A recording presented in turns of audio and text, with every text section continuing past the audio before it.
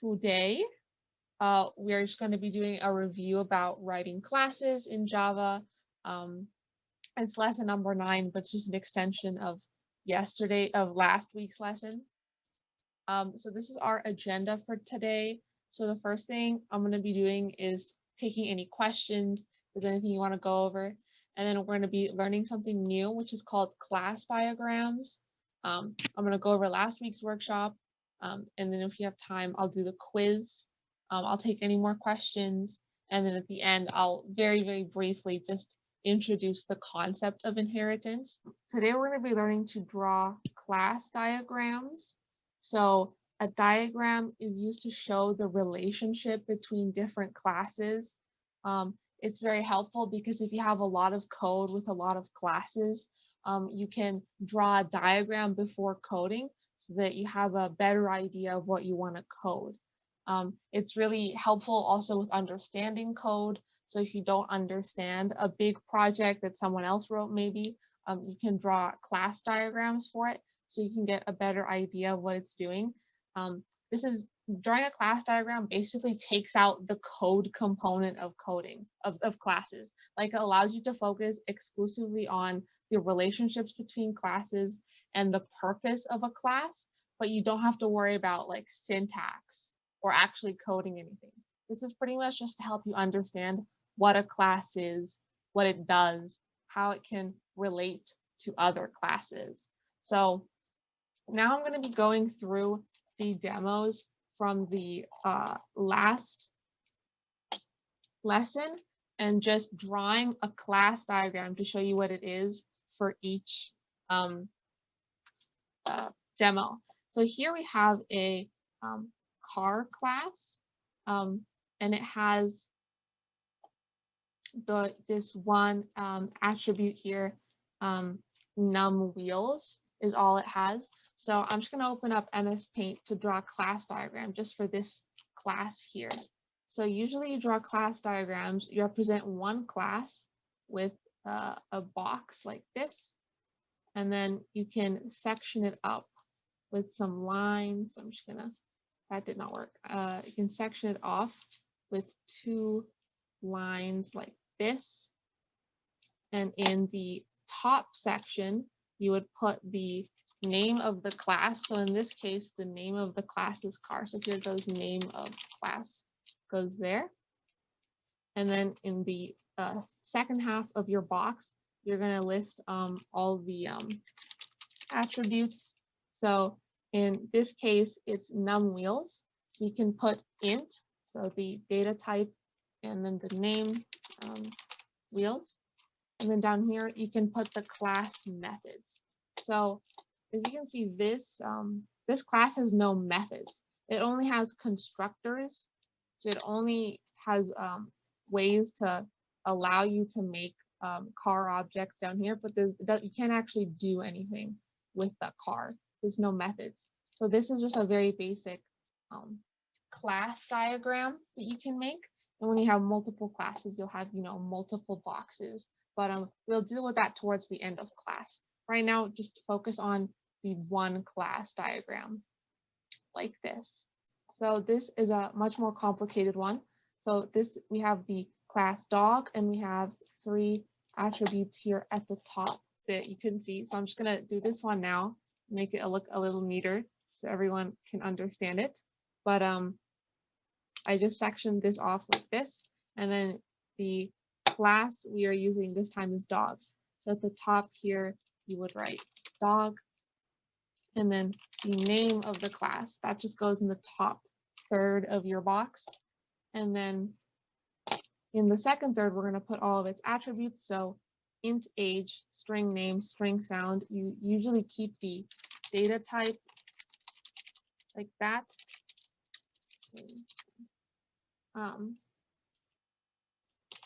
Attributes. And then the bottom third, you can put the methods of all of the class. So here you can see, so the constructor does not count as a method. Only these methods count.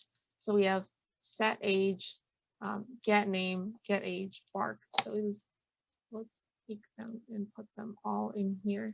There's quite a few. There's bark is one, and get age is one. Get name.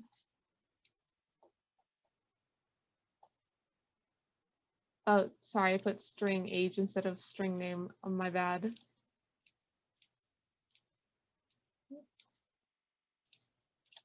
String name, that is in white. There you go. And then if you start running out of space, you can just like go on to the next line like that. Get name, and there's also set age. And that. So in here you put all the methods. And then this diagram is just helpful in, I guess, understanding the purpose of a class. So the purpose of our dog class here, it gives you an age and a name and a sound, and you can customize all those.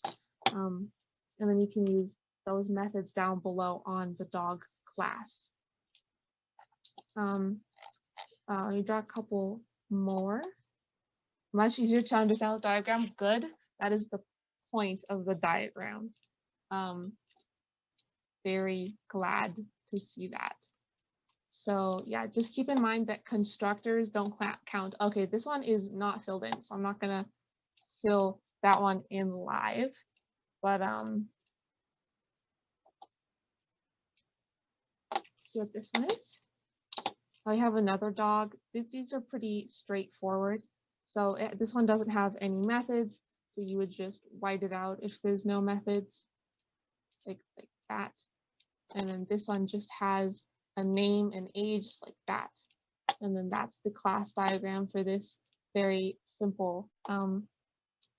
Yeah, that's just the basic class diagram for one class. And I think now I can get started on doing the workshop. In this workshop, try to implement as many methods as you can from the student class and then print out all the info about your student. So in this case, you're given a full class. So this entire class is just given to you. And then over in main.java, you have to actually use the class to make a student object, excuse me, and then use some of its methods in the code here. So I'm just gonna fork this, make my own version of it before I do anything. And then I'm just going to be taking a look at the student.java so you can kind of understand what's going on here. So class student, and in this case, our student's attributes are, they have a first name, last name, ID number, grade level, GPA, and a takes AP value. So true or false if they're taking AP classes. And then our constructor, so this is what is going to allow us to make a student pretty much. So first name equals, so yeah, you have to give the student a name, an ID number, a grade, GPA, and AP. Otherwise, you can't have a student. In this constructor, we set each of the attributes to those passed in by the user when we're creating a student object. Yeah, so that's what we're going to have to implement in main. Then we have some methods, so we can get the name. We can also set the name. We can get the ID, set the ID, get the grade level, set the grade level. So reminder, so getters, so like this method, getters just returns a value. So because in this case, first and last name are private, you need to have something that will return it, will return the value for you because you can't access it directly. Private means you can only access it within student. And then setters, like set name, will just change name. We'll change the first name to something that you pass in here, and it'll change the last name to something that you pass in here. And you have that for, I think, everything, right? Yes. You have this special AP classes method. That's just going to print out whether or not they take AP classes. So that's what we have going on in our student class. And then in our main here, the first thing we have to do is you have to create a student object. So if I want to create a student named Anna, does anyone have any suggestions for how I would do that? What line of code I would have to type in, or at least part of it?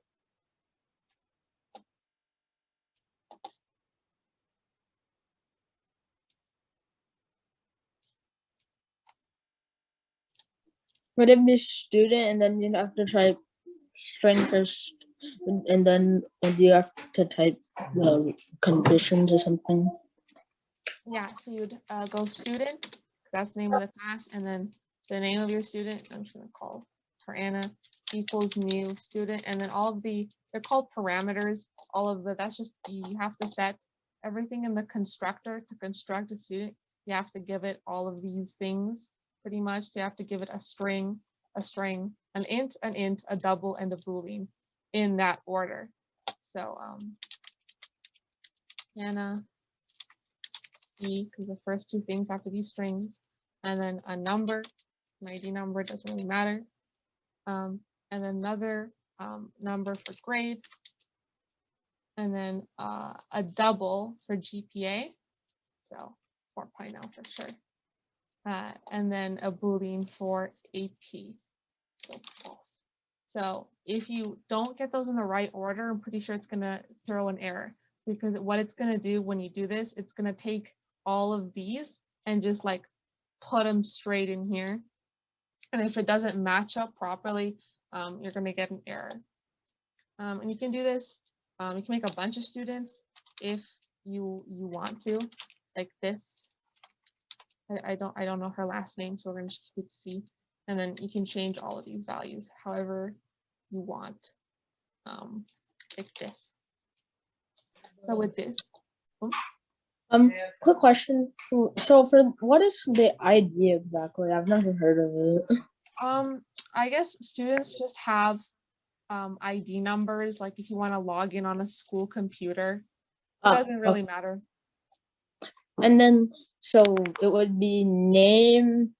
So it would be both names, then the ID, and then it would be the grade, and then the GP and AP. Yeah, so you have to take it in the order of the constructor. Yeah, Willa type it in chat. If the data types aren't aligned, your code has problems. So ints have to go where they're assigned. So you have to have an int in like the third place. So like for the ID number. And then same with strings, you have to have two strings and then two strings. Yeah. Yeah, just to like add on to that, there are certain ways you can change data types. So like if you wanted to change like an int to a boolean, you can use something called a wrapper class, or I think it's a boolean to an int. But basically, certain data types you can change them within one another. However, when you're trying to establish new instances of a class, you need to align them in the way that you've previously set them out, because you don't want to have the computer thinking your string is an integer, because then it won't compile, because certain things can happen with integers that can't happen with strings. So you need to align your data types in the way that you previously set them out. Yeah, basically, when you're creating your object, these parameters just have to line up with these parameters in the constructor. They have to match in data type and in quantity, pretty much, and in order, obviously. So now that you have your student objects, you can try to use the setter methods to change some of the values you defined above. So to use a method on a class, let me just double check what the set looks like. So let's change my ID number or something. So we have this set ID method in the class, which is going to take an int. So I have to pass in an int. So we can just go Anna dot set ID and then pass in a number that's like different. I don't know, doesn't matter, like that. And then you can try printing it out to see if we got a changed value. We can also print it out beforehand. So we can print this out to Anna, and you have to use a method, remember, because the ID is private. So we can't access it outside of the student class. You have to use the get, I think, ID method, like that. And then we can also do this get grade level, yeah, and then the GPA and get GPA, like that, and that should run. Yeah, so we changed my ID number to this number here, and so when we print it out, it prints out the new changed value. My grade level is 12, which is what I originally set it to be up here on line 9, and then my GPA is 4, which is also what I set it up to be original here. And if I can just go back and change all of these, change all of those, so set GPA something else, and set my grade to be something else. And then when I use these setter methods, as you can see on the right, it changed my grade to 11 now and changed my GPA to 3.9 instead of what it used to be. So we can also use the Boolean AP classes method here. So we can go back and double check if we forget what everything's called. So we just called it AP classes. So I don't even have to, this actually prints for me, as you can see, so I don't have to print this out. I can just go and dot AP classes like this, and with a semicolon. And that will print for me that I do not take AP classes, because the method will check if I am taking AP. That is pretty much the workshop. You can obviously change a bunch more things and print out a bunch more things if you like. I can also print out my things before I change them. So my ID is first set to 2,000, 20,000, whatever, and then I change it and it changes to 900, whatever. So yeah, you can do a lot with this, play around with this workshop, but that's it. Any questions about that? Pause for 2 seconds, because I know what Anna just did looks kind of simple, but I want to make sure everyone understands why it works the way it does. Why the ID prints out twice and it's 2 different values, right? We always have to remember that Java works down, like from the top to bottom. Therefore, it changes the value after it's already printed out the statement. Does everyone understand that? I know that sounds really simple, but like that's a really important part of Java. And like it helps to like visualize the fact that your code does run down top to bottom. Okay, good. Sorry, I know that was probably not needed, but it's very important.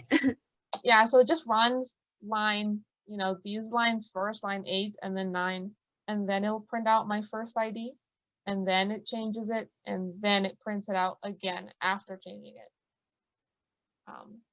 It just runs, so the lines just run in order, 10 and then 11 and then 12 and then 13. And so because of that order, first it'll print what I already have it set to up here, and then I change it, and then when I print it again, it's now this number pretty much. Willa will type it in chat again if you didn't quite understand that, but yeah, that is the workshop. You can now do that on your own, and you can make your own student and change whatever student values you want. This is the first question. Which method is not a common, or which type of method, should I say, is not a common class method? The correct answer is B. Is there an animation? There is no animation. Okay. The correct answer is B. Destructors are not a class method. Constructors are the method you use to be able to create an object. It's like the blueprint method in a way. And then getters are what allow you to just get values, and setters are what allow you to set values. Those 3 are valid. Next question. Good job, everyone, by the way. How can you access a private field outside of its class? So how can you access a private field of the student class in the main.java? You can access it like a regular field, you create a getter that returns the value of the field, or you create a variable outside of the class with the same name. Yes, all of you are right. You create a getter that returns the value of the field. So you can't access private fields directly outside of its class. Like you can't access it like a regular field. So like in the workshop, you have to create a getter method that will return the value of the field. Good job. Good job. And then this is the last question, I think. Private variables can't be accessed by subclasses. We haven't gone over subclasses in this lesson, have we? So, okay. So maybe this question, we don't need to answer this question. Good job with those two questions, though. You were correct with those questions. The next thing I'm going to be doing, I guess, is technically I'm supposed to be answering any more questions that you have right now. Oh, we can also do some extra practice, actually.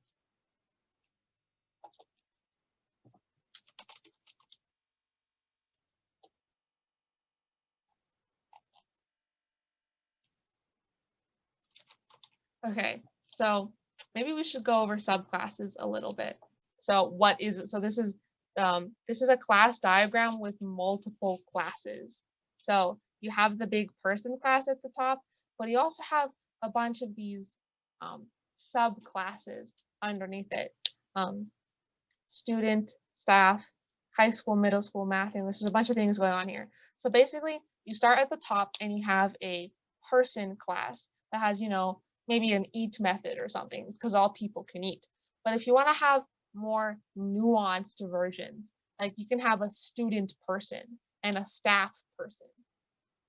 So a student is a person and a staff member is also a person, but they have like additional methods and attributes that a person doesn't. So in this case, student and staff would be subclasses of the person class.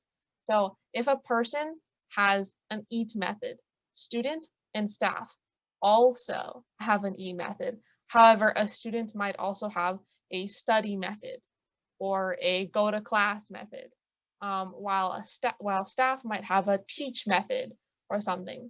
So student and staff would have more methods and more attributes probably than a person class would.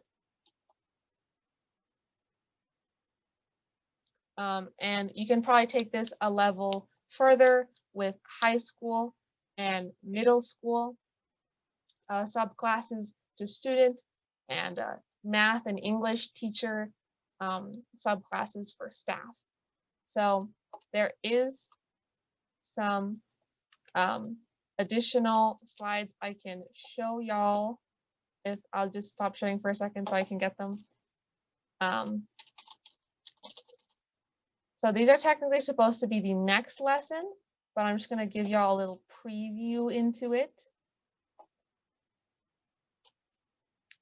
So let's just skip to creating subclasses. All right, so here we have could be creating subclasses slides. So if you want to create a subclass, you would use an extends keyword, which I will show y'all in the demo. And if you want to refer to the parent class, so in this case, car, on the right, car is a parent class, you use super. I'll show you that in the demo. And in Java, you can only inherit one class. So race car can only inherit car. It can't inherit car and vehicle, for example. You can only go one up pretty much. So let's open up this example just so we can see a quick demo. So in here, we have a vehicle class. So I'm also going to draw a UML diagram for this actually, so you can maybe understand it a little better.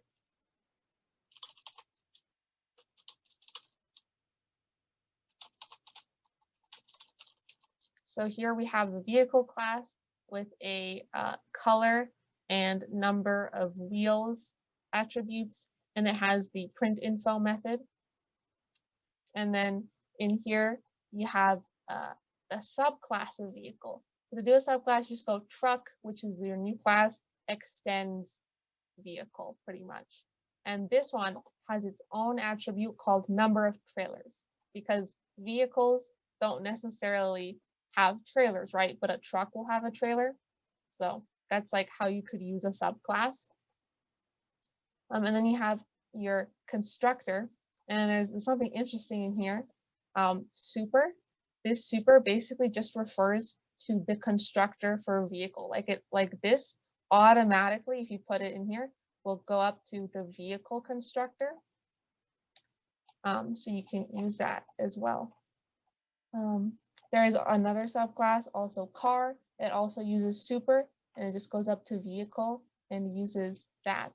Yeah, so subclasses are yeah, finer categories of information. That's pretty much how to explain it. So in here we use an array list, and we make a vehicle, we make a truck, and we make a car, and then we print the info for all of them. So let's run that.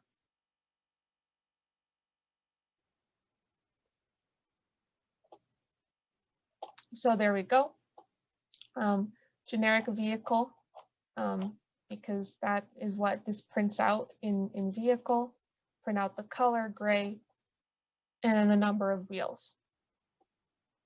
And then in truck, prints out in truck. So when you're using the print info method on truck, because it has its own print info method, that one takes precedence over the vehicle print info method.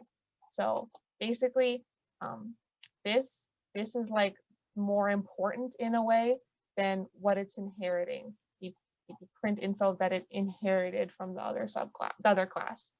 So because of that, it has its own thing to print the number of trailers, while vehicle doesn't have that. This is a little confusing, sorry. However, as you can see, car does not have its own print info method. So if it doesn't have its own print info method, it's going to default to the print info from vehicle. So this is actually a pretty good example because it shows both overriding a method, and it shows using the inherited method. Yeah, subclasses take all the information from the parent class and apply it. Yeah. Thank you, Willa. You're very helping me right now. What I can do in the meantime is draw a UML diagram, because apparently that might be helpful to explain what is going on. Let's do that. So in this case, look at this. So we have three things going on in this example. So we had the top is vehicle, and then we also have truck and car, which both extend the vehicle class. So let's just section this up like we normally do.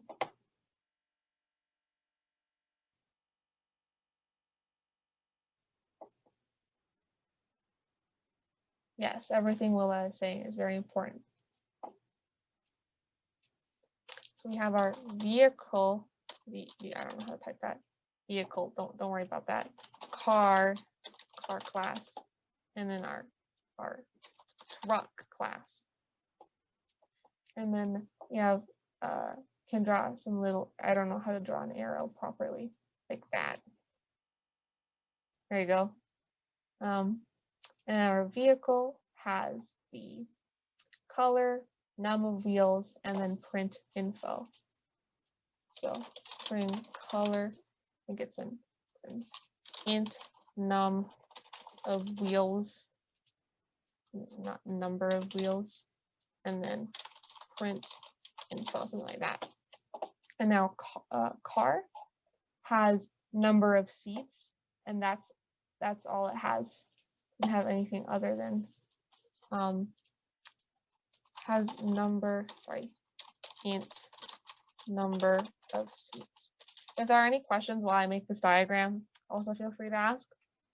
So right now, this car class has int number of seats, string color, int number of wheels, and print info. Like it takes everything from vehicle, and like you can use it in the car class. And then truck would have number of trailers, and it also has its own print info method. So int number of wheels, and then it has its own print info method. And so whenever it has its own print info, a subclass has like its own method, but it's like named the same as this one is going to be more important. The one in the subclass is more important, and that's the one that's going to be used when you're running code. The reason why truck has its own print info method is so you can print out the number of trailers, because a vehicle doesn't have that, so you can't print it out from there. This is a diagram for classes, multiple classes, their relationship to each other. These two are pointing up. The arrows up, I guess, means that it has an is-a relationship. So a car is a vehicle, a truck is a vehicle as well. Yeah, and remember, you can only have a subclass can only have like one parent class. Yes. Yeah, that is pretty much it for today, right? Don't think there's anything we need to go over. Now I can take questions. I can send, extra resources. So it is really important to practice the trickier stuff like this, like try doing the extra. I sent this extra practice. So, try doing that on your own time.